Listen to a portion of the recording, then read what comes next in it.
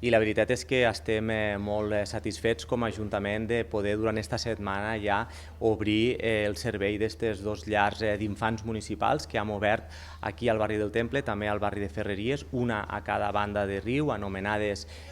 Lo Gambosí i Rubí i Rufolet, i que donen resposta a una demanda històrica, i és que Tortosa era l'única capital de comarca del país que no disposava d'aquest servei de tindre llars municipals públiques al seu nucli urbà. En aquest sentit, esta va ser una de les primeres apostes de l'actual govern municipal i podem dir que en 2 anys hem construït aquestes dos llars de manera simultània en tota una feinada importantíssima.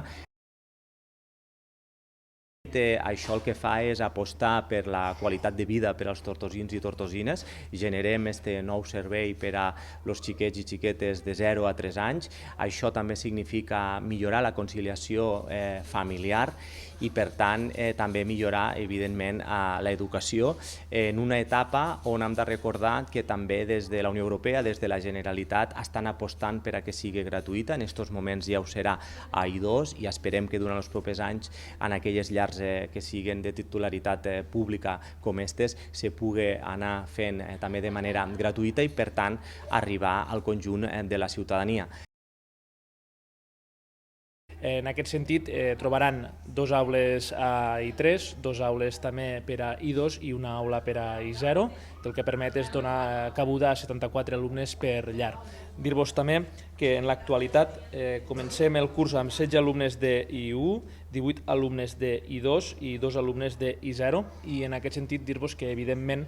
fins a completar la matrícula continuen oberta el període de preinscripció durant la totalitat del curs fins a exhaurir la totalitat de places, i el que fem és d'alguna manera animar a la gent a poder gaudir d'aquestes instal·lacions, de gaudir dels brillants professionals que ens acompanyaran durant aquest curs lectiu i tots els que vindran, i per tant d'alguna manera seguir promocionant l'educació 0-3 anys, que ja hem dit d'alguna manera que segurament és una de les etapes més vitals. A les famílies agrair-los la confiança que ens han dipositat. Som conscients que ens deixen a les nostres mans segurament allò més preuat de cadascuna de les famílies, i que en Hem començat esta setmana, el dilluns vam començar en els infants i en les famílies, i durant aquests primers dies el que fem és com un procés de familiarització, d'acollida, no? Perquè al final és un espai nou per a totes les famílies, és un espai nou per als infants, i el que intentem és que tots siguem un equip, no? L'equip de les treballadores, juntament amb les famílies i els infants, anar tots a una, i que este procés educatiu que acaba de començar, poquet a poquet vagi creixent i que tot surti bé.